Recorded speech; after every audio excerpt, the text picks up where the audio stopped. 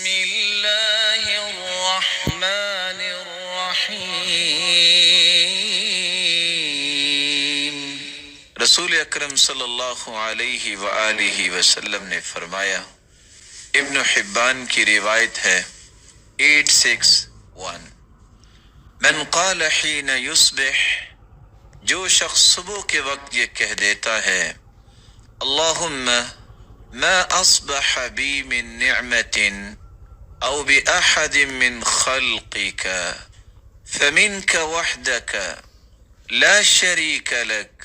فلك الحمد ولك الشكر فقد أدى شكر ذلك اليوم۔ جو شخص یہ الفاظ بول دیتا ہے، اللہم ما اصبح بی من نعمت او بأحد من خلقك، اے اللہ جو بھی نعمت تو نے مجھے عطا کی یا اپنی مخلوق میں سے کسی کو عطا کی، فمنک وحدک، یہ نعمت تیری طرف سے ہی ہے، لا شریک لک، کوئی بھی تیرا شریک نہیں ہے، فلک الحمد ولک الشکر، جب نعمت ہے ہی تیری طرف سے میرے مالک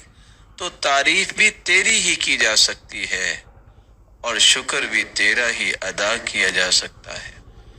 اتنے الفاظ جو انسان کہہ دیتا ہے، فقد ادى شکر ذلك اليوم،